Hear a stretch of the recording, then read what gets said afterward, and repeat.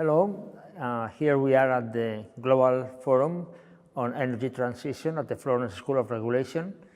And we have with us Professor Anthon Eberhard from Cape Town University, a world-known authority in the power sector in Africa. So I have a few questions for you regarding particularly the energy transition and how the energy transition, particularly the new technologies, renewables with low cost, ITT, could affect what happens in the power utilities in Africa. Yeah, so I think we will see big changes, and the changes are very important. I think in two respects. The first is obviously that as the costs of solar PV in particular and batteries come down, this creates the opportunity at the distributed energy resources, distributed generation level to develop really cost-effective business models that can make a huge difference around electrification. So, I mean, as we know, in Africa, only 1 in 3 people on average in Sub-Saharan Africa have access to electricity. So the traditional utilities using grids have not reached everyone. So these technologies complement that and help us to accelerate access. I think the second one is that at the grid-connected level, solar and wind energy are now, in many countries, the cheapest source. Mm-hmm. So we will see the share of solar and wind increasing very rapidly. Remember, many of these systems are quite small. And so when you add a wind farm or a solar farm, this could be quite a big share quite quickly. And so this creates new opportunities, but also new challenges, because these utilities will have to complement these variable resources with suitable, flexible resources. And there's very little experience of that. I mean, we've learned how to run auctions for solar and wind energy. I think quite soon we will see auctions for battery storage, for example, maybe exploring demand-side participation. Mm-hmm. Any particular impact on unbundling, which is a major regulatory issue? That's a good issue, good question, because still the majority of utilities in Africa are vertically integrated, most of them state-owned. When we see these solar and wind technologies coming into the market, it's mostly private investments in independent power producers. And then there's a potential conflict of interest. You have a state generator who is the single buyer in many markets, and you have private IPPs coming in, and the incumbent utility can slow these investments down. If you unbundle and you create an independent grid and system operator who's responsible for contracting new power, then this can accelerate new investment. So I think we will see a new impetus to do the unbundling now. Yes. Right, and you have been for a long time following the power sector in Africa, teaching courses, writing books. We are in a new situation with this energy transition. What do you think are the major regulatory challenges for Africa now? So we already have many regulatory challenges, as you know. There are, in Sub-Saharan Africa, probably about 2/3 of the countries have established independent regulators.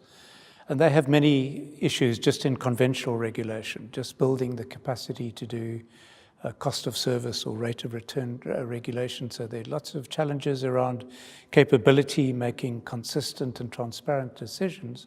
But now we face a lot of new challenges. So as in particular, distributed energy resources become cost competitive, regulators will need to develop appropriate regulatory regimes that encourage this. So having time differentiation times and location, proper net metering, etc. But we have lots of examples to draw from internationally, and I hope that we would see our regulators going in this direction soon.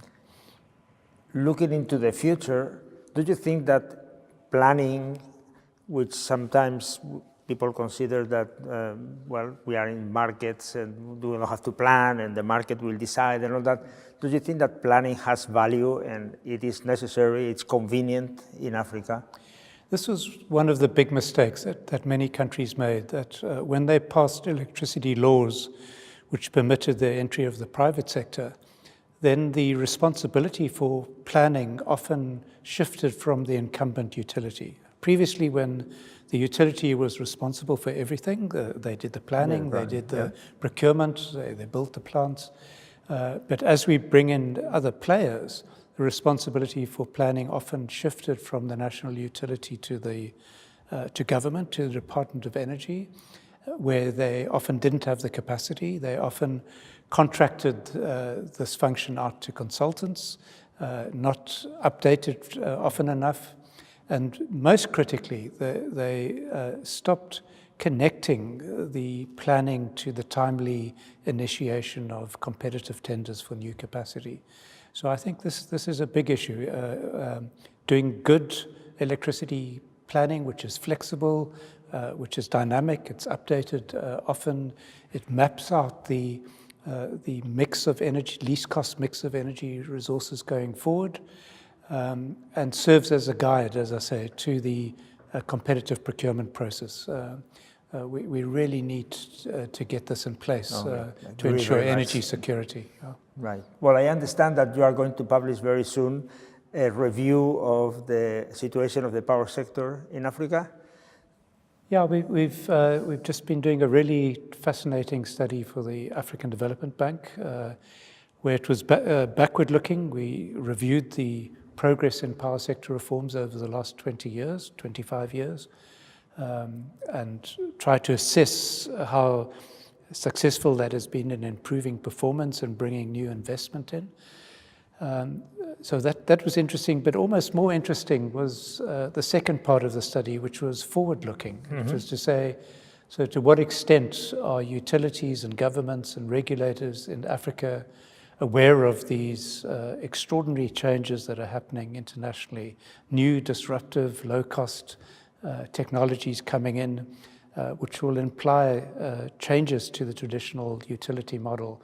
And what was interesting for me is that there is quite a high level of awareness, although we don't yet really see utilities changing their business model, embracing as fully as they could these new technologies, and some work that you've done around integrated distribution companies, for example. So not just involved in traditional grid supply, but interacting with mini grids and perhaps even being involved in beyond the grid technologies.